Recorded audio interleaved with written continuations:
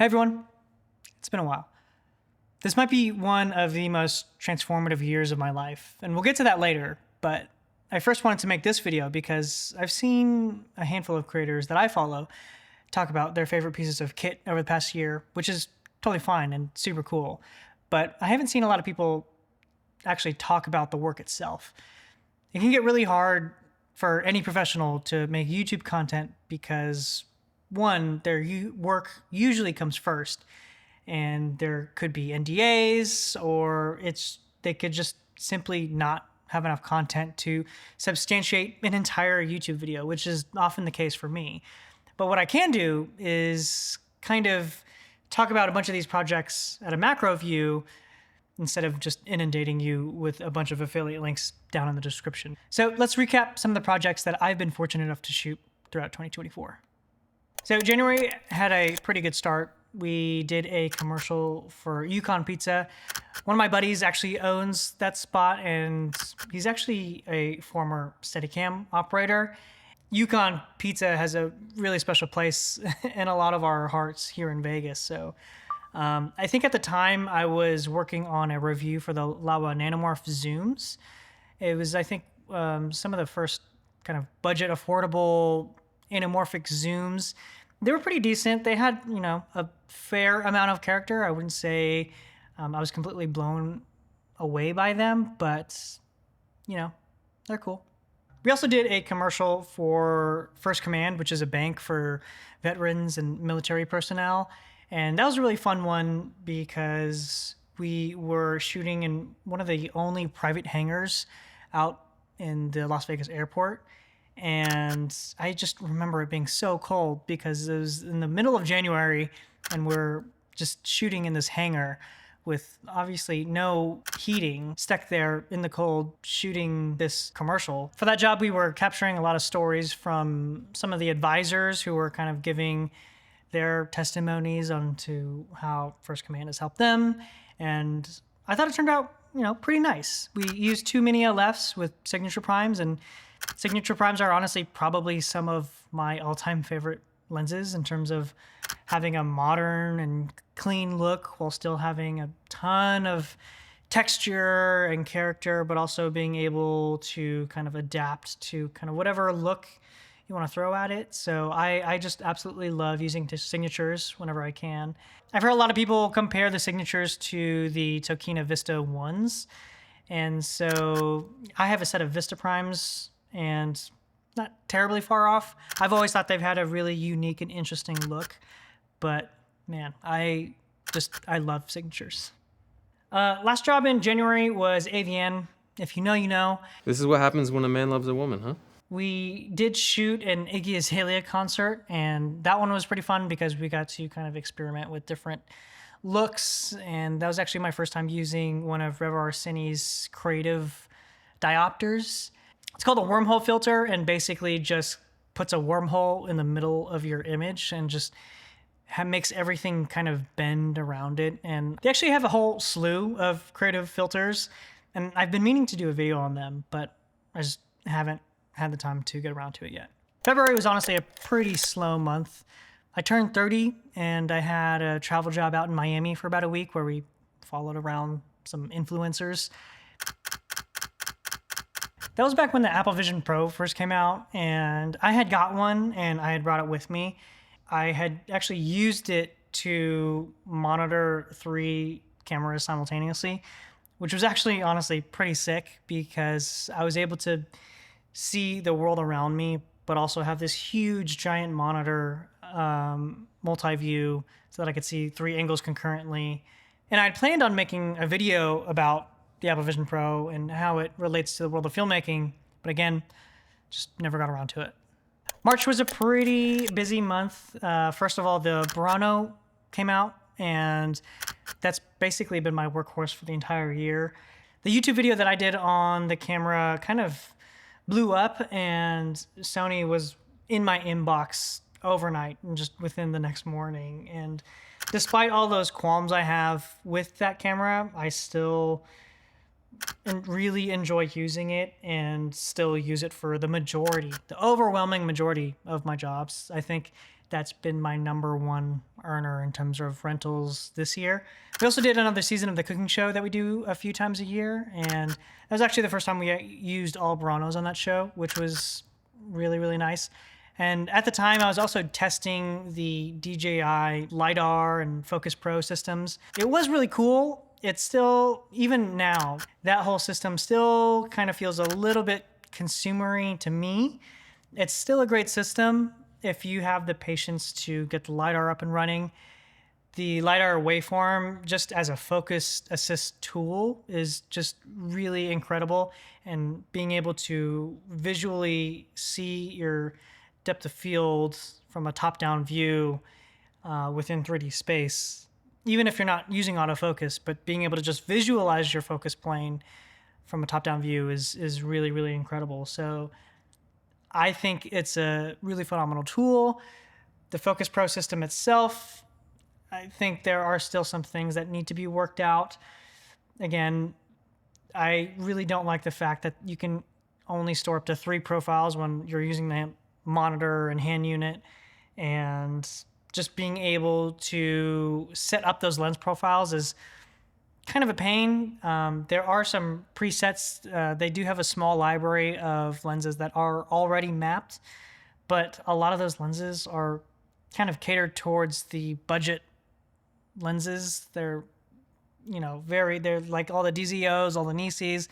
Not that I'm bashing any one of those lenses, but like it would be nice to have some more industry standard options and profiles available.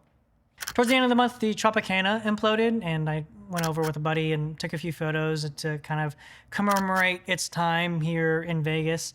I think it was the second oldest hotel on the Strip at the time. You can kind of tell through some of the photos that it was kind of really on its last legs. So I always remember going there as a kid on Sundays, and my family would take me there to the restaurant, and we would eat brunch over there. So, things like that I get kind of very sentimental over. So it was really nice being able to experience the last day that the Tropicana was open to the public. April was super busy. I had purchased my own set of Nisi Athenas, and I really enjoy those lenses because they're so small and compact. I mainly wanted a very small and lightweight set of lenses that I could put on my Mini LF because it's PL mount only. I really wanted a small set that I could throw on a gimbal or just kind of run around super lightweight handheld. So I've been really enjoying them. And we also did my little creative sketch on why I hate being a cinematographer. The official name was Pan Tilt Invoice. That was actually a really fun project, just getting a bunch of friends together and doing kind of a film riot style sketch. And that was kind of the idea going into it.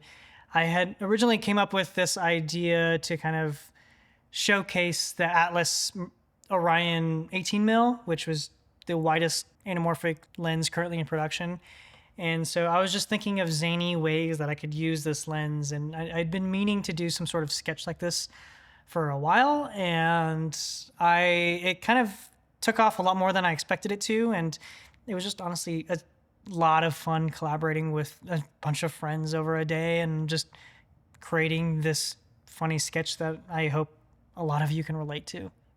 There was also NAB in April, and I honestly didn't really get to see much because a lot of that time was spent networking or either meeting a bunch of you, which was super cool.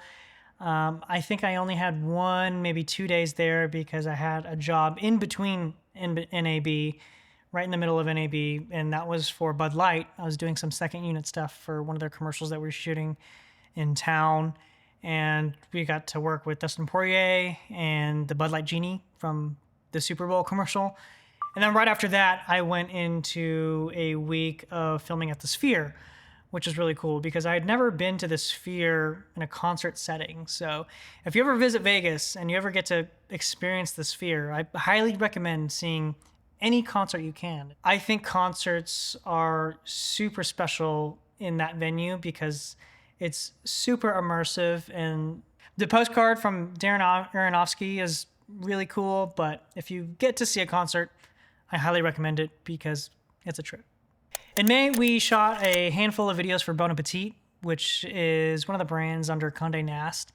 And that was really cool because we got to visit 3 kind of prominent restaurants throughout Las Vegas. One is an oyster bar that's really popular. The other was the buffet at Caesar's Palace, and we got to basically talk with every person that works there and get a sense of all the different types of jobs that people do there. And there are people that have been there for, I kid you not, 30 to 40 years working at Caesar's, and it's super wild. And then one of the last videos that we shot was really interesting. We kind of turned the tables, and instead of talking to the people that work at the restaurant, we talked to the people who visited the restaurant. And that was at Peppermill, which is kind of another historic diner that Las Vegas has. And there would be people that would get straight off the airplane and go straight to Peppermill. And that was an overnight shoot. So we were there at 3, 4, 5 in the morning. The video kind of flopped on YouTube, but that's probably one of my personal favorites because it was so interesting seeing the wide cast of characters that were deciding to spend their time at this restaurant. We did another season of the dating show that I've talked about before on the channel. That was basically nothing new. A lot of that is kind of rinse and repeat at this point. The only thing new I think we did is we used the signature zoom, the 24-75. Beautiful lens, beautiful zoom. We had tried using the DJI LiDAR and Focus Pro with that system, and it worked, but we also ran into a bunch of quirks that, again, make the whole system feel very consumery and not really ready for the professional level just quite yet. Like, you can make it work, but there are little small things, like even when you're using the Focus Pro and using the hand unit, you have the monitor mounted right on top, like being able to flip your image upside down, like you just can't do, like small things like that you just would never think of, just kind of really getting in the way of making the Focus Pro truly great. June was super slow for me. I think I only had 1 job that month. And aside from that, we also wrapped up Margaret the Brave by shooting some miniatures for that short.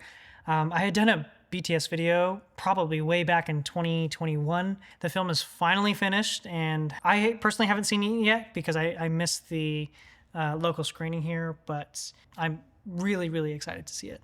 July was okay. We had another season of our cooking show, and nothing really changed other than that. It was my first time using the FreeFly Ember, which is kind of a budget slow-mo camera. And what I found super surprising is how user intuitive it is for just how simple the camera is.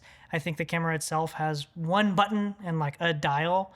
You're able to kind of access everything you need, and the menus are kind of really laid out super simplistically, and it's just honestly a really nice camera to use and is super simple.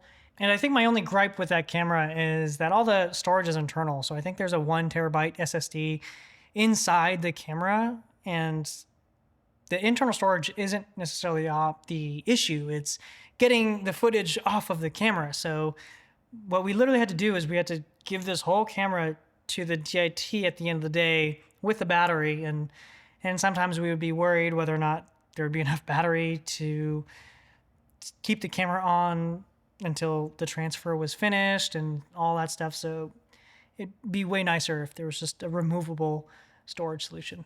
I got to operate a camera on a commercial for the General Car Insurance and with Shaq, and it was just basically a round table web series that they were doing to kind of talk about financial literacy, and I mean, it was pretty fun. I got to ride around on a dolly all day, so I mean, whenever I get to ride around on a Fisher, you generally have no complaints from me. I shot a tequila ad with my buddy Mark over in San Diego, so that was super fun. That was with the Burano and the Nisi Athenas, so perfect use case where I wanted to keep everything super slim because our crew was super slim. It was me, my AC Nick, and the director Mark, so it was just us 3. And that one, I had brought a handful of small fixtures with me, but we ended up just doing everything totally natural light. And plus, we were all on a small boat, so there wasn't really a lot of opportunity to actually light some of the scenes, so we just kind of smartly placed the sun where we needed it. In the end, I thought it turned out great, and I also thought it was a perfect use case for the DJI SDR because I didn't bring a dedicated director's monitor with me, so instead we had just turned on the Wi-Fi on the transmitter and just used the small iPad as our monitor, and our director Mark was able to view the feed just right after that.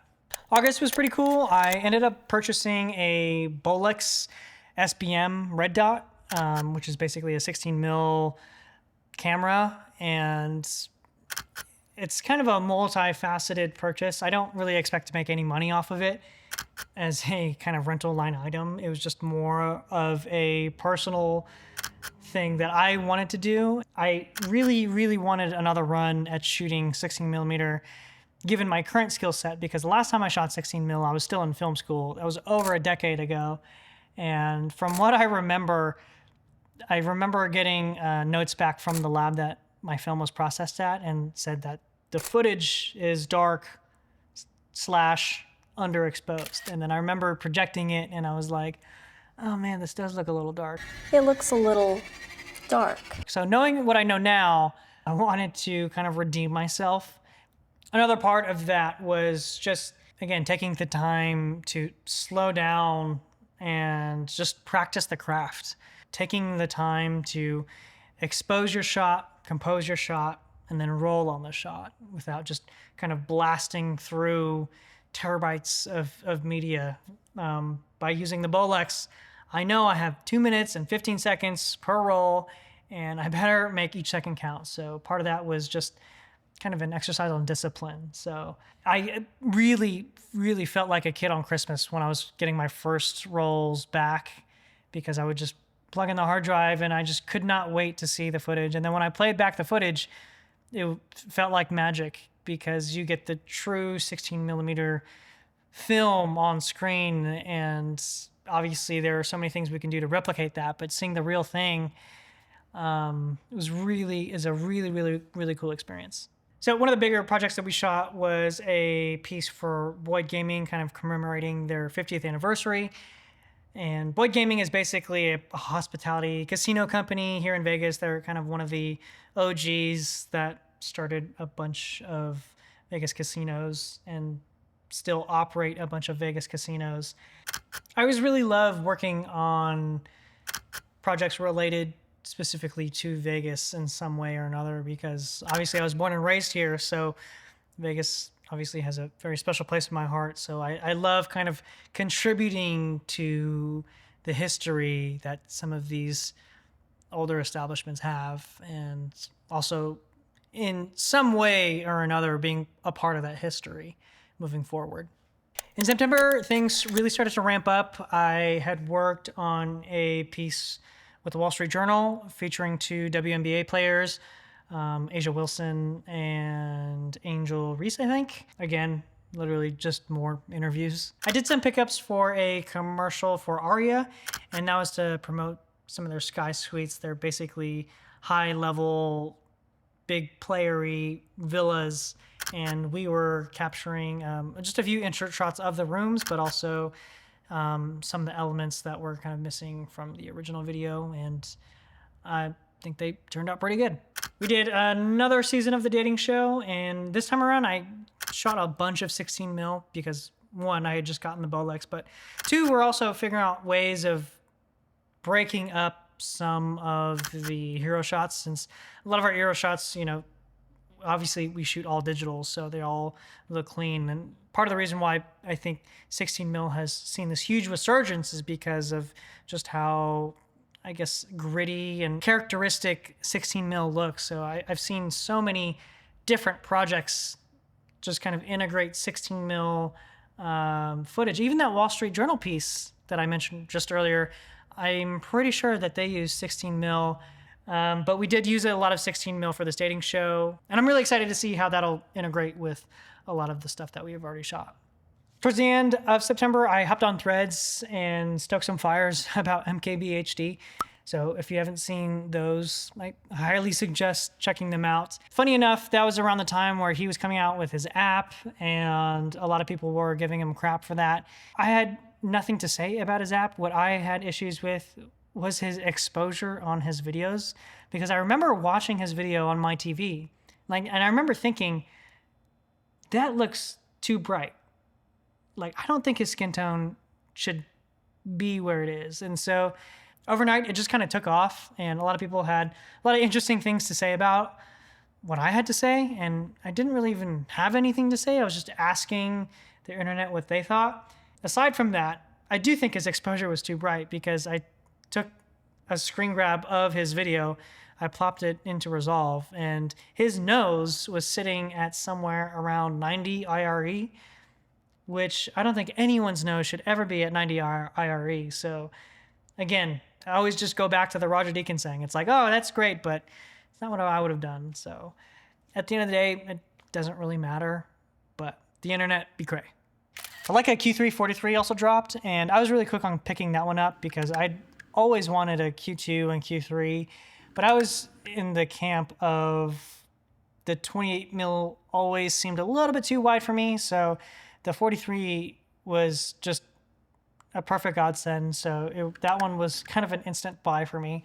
And I really enjoy just having a small and compact kind of point and shoot, more or less, that I can just bring at really casual, family events, low key outings that I don't have to bring my entire GFX setup with me. So I love having just a really small compact camera. And even lately, I've been really just trying to commit to the JPEGs that the camera takes, because for the most part, I'm always taking RAWs, but with the JPEGs, I'm able to kind of bake in some of the Leica looks and then just transfer them right to the phone and then just be done with them. So that comes in really handy when I'm at these kind of really low-key functions and I get home. I'm not burdened with the thought of, oh man, I have to sit down and edit all of these Christmas photos. Like, I can just transfer them over my phone, be done with it, and in a way just kind of treating it more like film.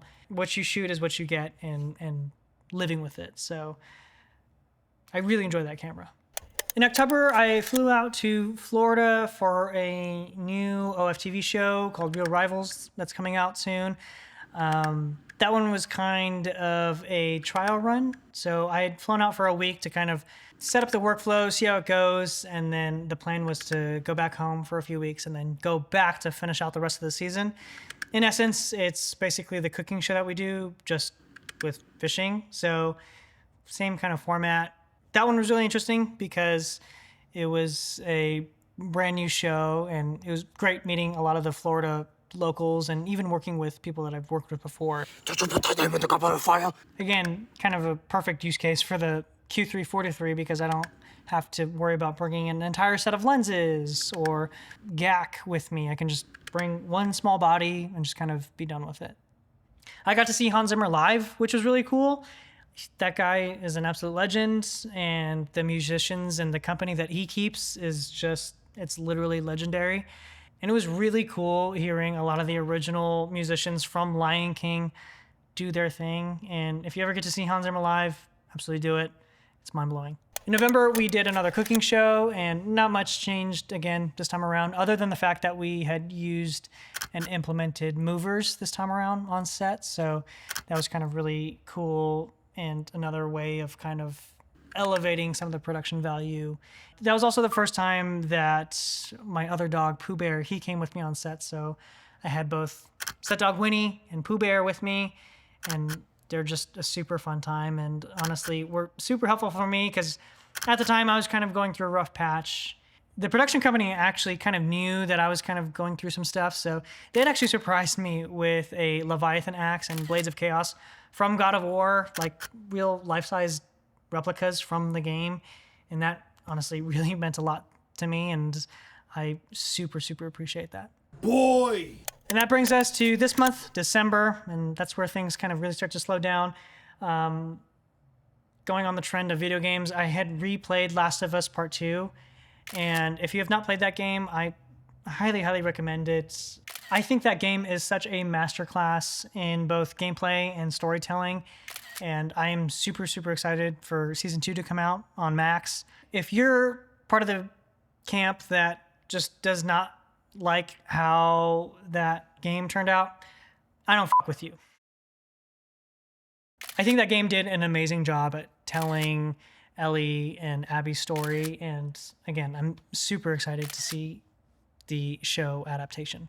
I finally got around to unboxing and setting up the Blackbird Mantis, which is basically a big upgrade when it comes to camera support. So you can put it on an easy rig or a ready rig, and it really helps with dampening and smoothing out a lot of the movement and operation. I am planning on doing a review, so definitely subscribe if you haven't already. But we used it on a few spots that we shot for my gym, Camp Rhino.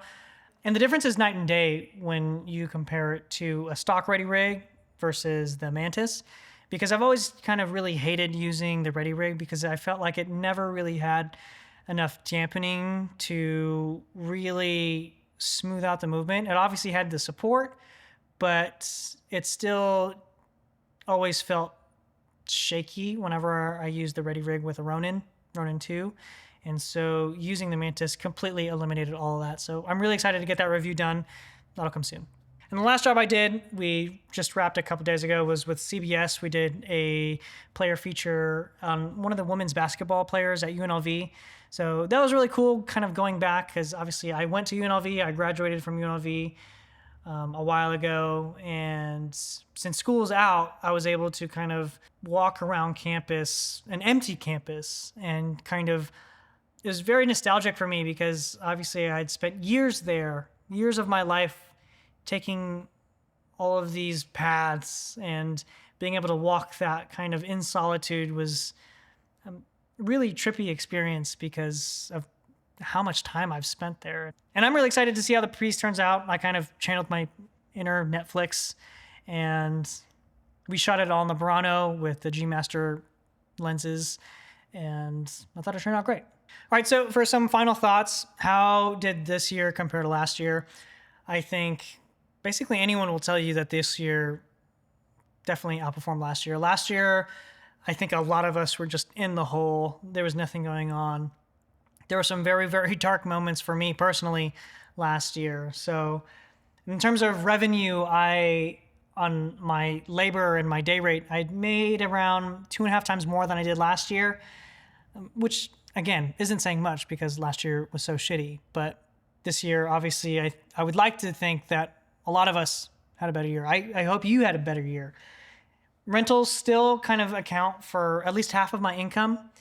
And that kind of leads me to my next point, is that I kind of feel like I'm at a turning point in my career because the more I progress, and lately I've just been so disinterested in the gear. And it's really interesting for me to say, for someone that makes half of their money off of gear, I've just been so disinterested in owning and operating and renting out my gear because just it requires so much maintenance, it requires so much upkeep, it requires so much prep, and it's, again, it can be super lucrative, but I think I'm just at the point now where I'm just over all of that. Like, I would much rather take the hit on my income and free up that time to do literally whatever else, whether that's spending time to myself at home with my dogs. And again, I haven't really been buying lights, haven't really been buying grip, and I honestly haven't really been buying stuff for camera. There's the occasional purchase here and there, and I've obviously been buying stuff related to photography, but again, that's kind of, my background is in photography, and that's just honestly more of a passion rather than a source of income for me. So on top of being too busy to make videos for the channel, I had some really deeply traumatic things kind of happen mid-October, which kind of really forced me to step away from anything and everything work-related, and also from social media. And if there's anything that I've learned throughout all this, I've learned that it's super difficult to live life without Instagram, Not because I love just mindlessly scrolling, but because all of our networking done nowadays and being able to reference specific products, that's all done via social media these days. And there were so many times where I needed to look up a new product, or I needed to quickly reference literally anything via Instagram, and I wasn't able to because I didn't have it on my phone. So I really just at the time needed a hard reset in my life, and I needed to take some time to myself, which honestly I don't think is something that I've ever done, because I've, for as long as I've remembered, been so focused, laser focused on work to where I get tunnel vision, and that's all I can think about. It's all I breathe. It's all I do, and it just consumes me. And being able to take some time for myself was really, really, really, really important. In terms of YouTube, I feel like I had a lot of momentum towards the beginning of the year, but I think things just fell off between work and life. But I'm in a much better place now. I'm feeling confident as a cinematographer. I'm feeling inspired as a creator. So here's to more videos in 2025. We'll see ya.